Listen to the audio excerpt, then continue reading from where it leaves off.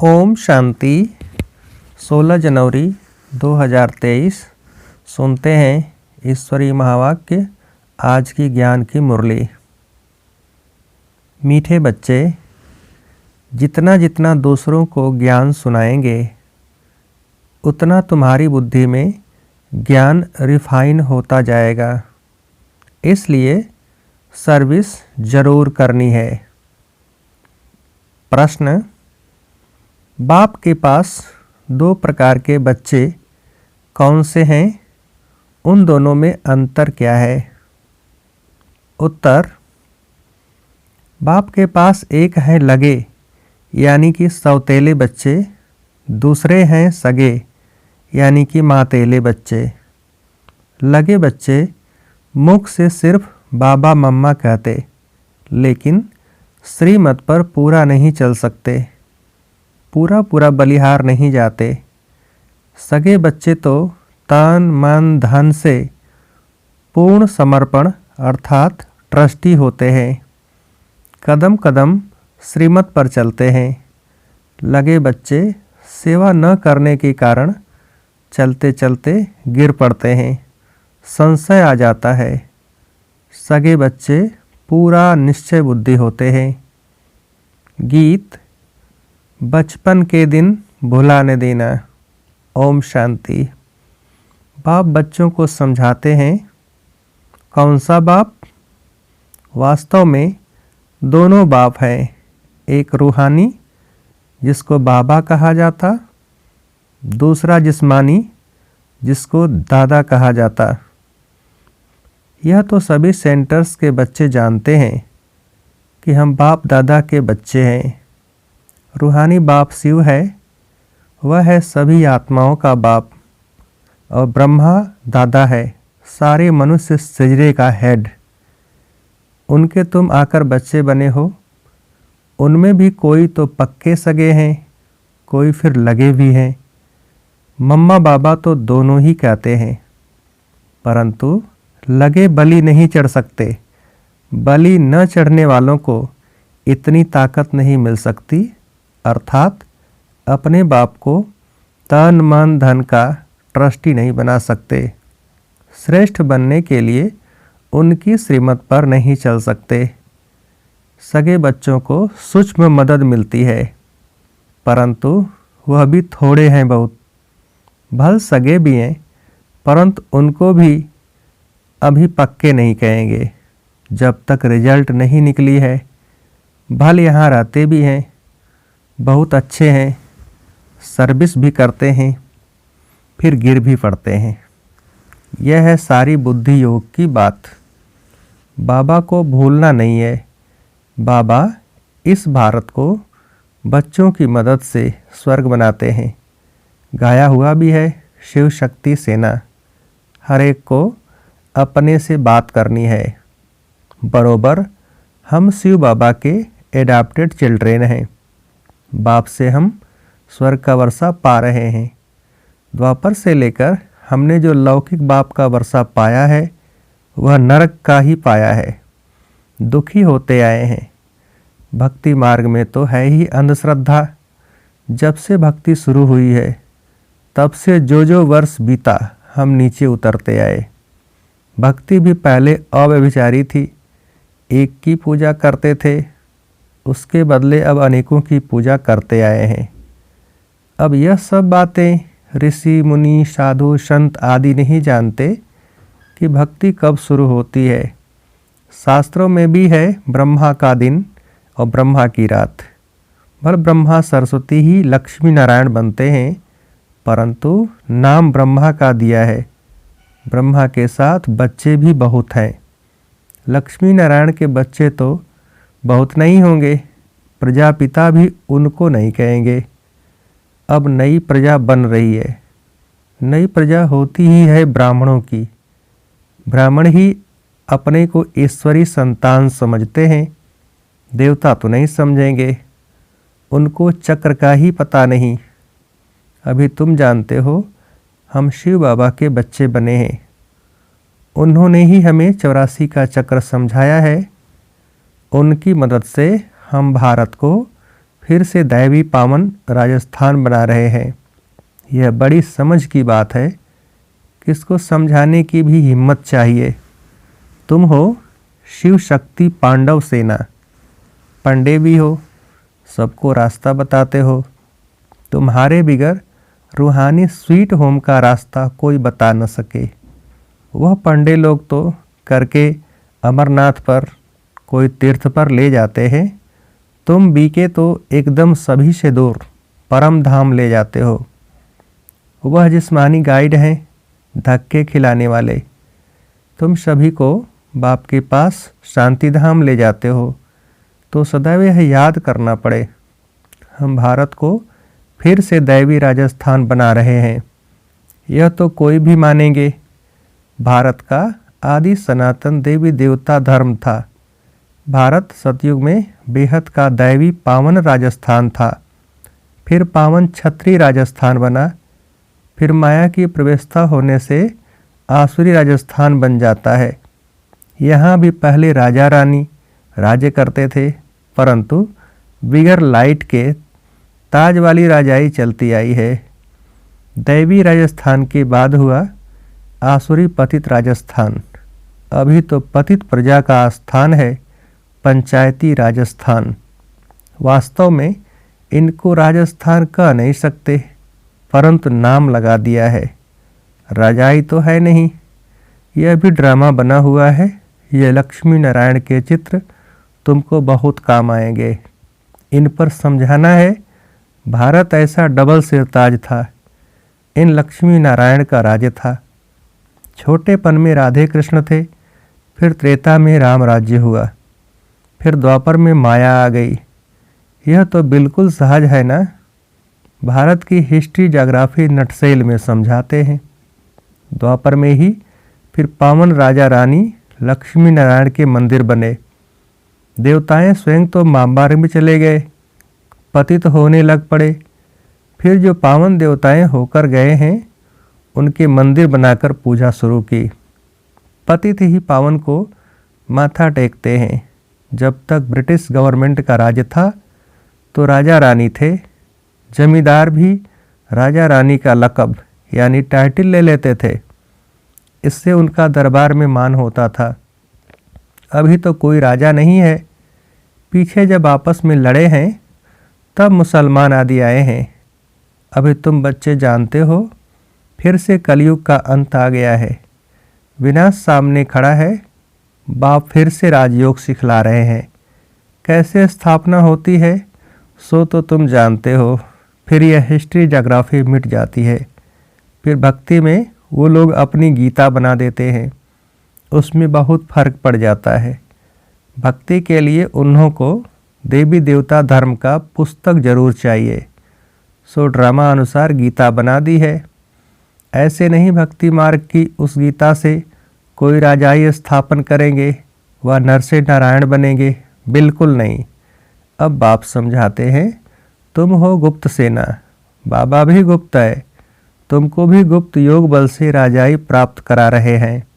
बाहुबल से हद की राजाई मिलती है, योग बल से बेहद की राजाई मिलती है। तुम बच्चों को दिल अंदर यह निश्चय है कि हम अभी भारत को दैवी राजस्थान बना रहे हैं। जो मेहनत करता है उसकी मेहनत छिपी नहीं रह सकती। विनाश तो होना ही है। गीता में भी यह बात है। पूछते हैं, इस समय की मेहनत अनुसार हमको भविष्य में क्या पद मिलेगा। यहाँ भी कोई शरीर छोड़ता है तो संकल्प चलेगा कि यह किस पद को प्राप्त करेगा। सो तो बाप ही जाने कि इसने किस प्रकार से तन मन धन की सेवा की है। यह बच्चे नहीं जान सकते, बाप दादा जाने। बताया भी जा सकता है, इस प्रकार की सेवा तुमने की है। ज्ञान उठाया या नहीं, परंतु मदद तो बहुत की है। जैसे मनुष्य दान करते हैं तो समझते हैं संस्था बहुत अच्छी है, अच्छा कार्य कर रही है, परंतु मेरे में पावन रहने की ताकत नहीं है। मैं यज्ञ को मदद करता हूँ तो उसका भी रिटर्न उनको मिल जाता है। जैसे मनुष्य कॉलेज बनाते हैं, हॉस्पिटल बनाते हैं औरों के लिए, ऐसे नहीं कहेंगे कि मैं बीमार पड़ूं तो हॉस्पिटल में जाऊं। जो कुछ बनाते हैं दूसरों के लिए, तो उसका फल भी मिलता है, उसको दान कहा जाता है। यहाँ फिर क्या होता है, आशीर्वाद देते हैं, तुम्हारा लोक परलोक सुहेला हो, सुखी हो। लोक और परलोक सो तो इस संगम युग की बात है। यह है मृत्युलोक। मृत्युलोक का जन्म और अमरलोक का जन्म दोनों सफल हों। बरोबर तुम्हारा अभी यह जन्म सफल हो रहा है। फिर कोई तन से, कोई मन से, कोई धन से सेवा करते हैं। बहुत है जो ज्ञान नहीं उठा सकते, कहते हैं बाबा हमारे में हिम्मत नहीं है, बाकी मदद कर सकते हैं। तो बाप बताएंगे कि तुम इतना धनवान बन सकते हो, कोई भी बात हो तो पूछ सकते हो। फॉलो फादर करना है तो पूछना भी उनसे है। इस हालत में हम क्या करें? श्रीमत देने वाला बाप बैठा है, उनसे पूछना है, छिपाना नहीं है, नहीं तो बीमारी बढ़ जाएगी। कदम कदम श्रीमत पर न चले तो रोला पड़ जाएगा। बाबा कोई दूर थोड़े ही है, सम्मुख आकर पूछना चाहिए। ऐसे बाप दादा के पास घड़ी घड़ी आना चाहिए। वास्तव में ऐसे मोस्ट बिलवेड बाप के साथ तो इकट्ठा रहना चाहिए। साजन को चटक जाना चाहिए। वह है जिस्मानी, यह है रूहानी। इसमें चटकने की बात नहीं। यहाँ सबको बिठा नहीं देंगे। यह ऐसी चीज़ है, बस सामने बैठे ही रहें, सुनते ही रहें, उनकी मत पर चलते ही रहें। परंतु बाबा कहेंगे यहाँ बैठ नहीं जाना है, गंगा नदी बनो, जाओ सर्विस पर। बच्चों का लव ऐसा होना चाहिए जैसे मस्ताना होता है, परंतु फिर सर्विस भी तो करनी है। निश्चय बुद्धि तो एकदम लटक पड़ते हैं। बच्चे लिखते हैं फलाना बहुत अच्छा निश्चय बुद्धि है। मैं लिखता हूँ कुछ भी नहीं समझा है। अगर निश्चय बुद्धि है कि स्वर्ग का मालिक बनाने वाला बाप आ गया है तो एक सेकंड भी मिलने बिगड़ रह न सके। बहुत ही बच्चियां हैं जो तड़पती हैं, फिर घर बैठे उनको साक्षात्कार होते हैं ब्रह्मा और कृष्ण का। निश्चय हो कि बाप परमधाम से हमें राजधानी देने आए हैं तो फिर आकर बाबा से मिलें। ऐसे भी आते हैं, फिर समझाया जाता है कि ज्ञान गंगा बनो। प्रजा तो बहुत चाहिए, राजधानी स्थापन हो रही है। यह चित्र समझाने के लिए बहुत अच्छा है। तुम किसको भी कह सकते हो कि हम फिर से राजधानी स्थापन कर रहे हैं। विनाश भी सामने खड़ा है। मरने से पहले बाप से वर्षा लेना है। सभी चाहते हैं वन ऑलमाइटी गवर्नमेंट हो। अब सब मिलकर एक थोड़े ही बन सकते हैं। एक राज्य था जरूर, जिसका गायन भी है। सतयुग का नाम बहुत बाला है, फिर से उसकी स्थापना हो रही है। कोई इन बातों को झट मानेंगे, कोई नहीं मानेंगे। 5000 वर्ष पहले लक्ष्मी नारायण का राज्य था, फिर इन राजाओं का राज्य हो गया। राजाएं भी अब पतित हो गए हैं। अब फिर पावन लक्ष्मी नारायण का राज्य होगा। तुम्हारे लिए तो समझाना बहुत ही सहज है। हम दैवी राजधानी स्थापन कर रहे हैं, शिव बाबा की श्रीमत से और उनकी मदद से। शिव बाबा से शक्ति भी मिलती है। यह नशा रहना चाहिए। तुम वॉरियर्स हो, मंदिरों में भी तुम जाकर समझा सकते हो, तो स्वर्ग की स्थापना जरूर रचयिता द्वारा ही होगी ना। तुम जानते हो बेहद का बाप एक है। तुम्हारे सम्मुख तुमको ज्ञान श्रृंगार कर रहे हैं, राजयोग सिखला रहे हैं। वो गीता सुनाने वाले कभी राजयोग सिखला न सके। यह अभी तुम बच्चों की बुद्धि में नशा चढ़ाया जाता है। बाबा आया है स्वर्ग की स्थापना करने। स्वर्ग में है ही पावन राजस्थान। मनुष्य तो लक्ष्मी नारायण के राज्य को ही भूल गए हैं। अब बाप सम्मुख बैठ समझाते हैं। तुम कोई भी गीता पाठशाला आदि में चले जाओ, सारी हिस्ट्री ज्योग्राफी अथवा 84 जन्मों का समाचार कोई सुना न सके। लक्ष्मी नारायण के चित्र साथ राधे कृष्ण का भी हो तो समझाने में सहज होगा। यह है करेक्ट चित्र। लिखत भी उनकी अच्छी हो। तुम्हारी बुद्धि में सारा चक्र याद है। साथ में चक्र को समझाने वाला भी याद है। बाकी निरंतर याद के अभ्यास में मेहनत बहुत है। निरंतर याद ऐसी पक्की हो जो अंत में कोई कीचड़पट्टी याद न आए। बाप को कभी भूलना नहीं है। छोटे बच्चे बाप को बहुत याद करते हैं, फिर बच्चा बड़ा होता है तो धन को याद करते हैं। तुमको भी धन मिलता है जो अच्छी रीति धारण कर फिर दान करना चाहिए। पूरा पैंथ्रोफिस्ट यानी कि दानी बनना है। मैं सम्मुख आकर राजयोग सिखाता हूँ। वह गीता तो जन्म जन्मांतर पढ़ी, कुछ भी प्राप्ति नहीं हुई। यहाँ तो तुमको नर से नारायण बनाने के लिए यह शिक्षा दे रहा हूँ। वह है भक्ति मार्ग। यहाँ भी कोटों में कोई निकलेगा जो तुम्हारे दैवी घराने का होगा। फिर ब्राह्मण बनने जरूर आएंगे, फिर चाहे राजा रानी बने चाहे प्रजा।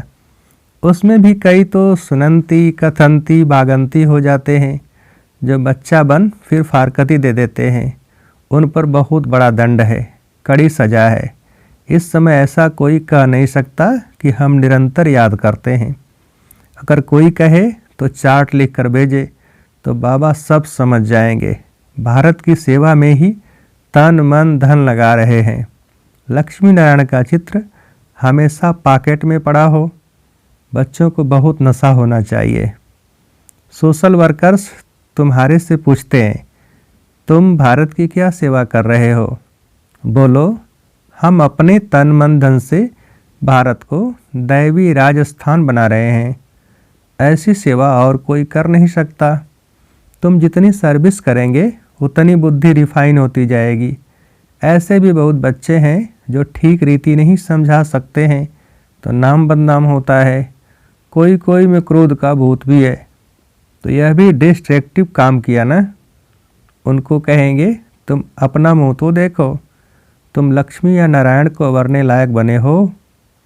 ऐसे जो आबरू यानी इज्जत गंवाने वाले बच्चे हैं, वह क्या पद पाएंगे? वह प्यादों की लाइन में आ जाते हैं। तुम भी सेना हो ना। अच्छा, मीठे मीठे सिकेल थे बच्चों प्रति माता पिता बाप दादा का याद प्यार और गुड मॉर्निंग।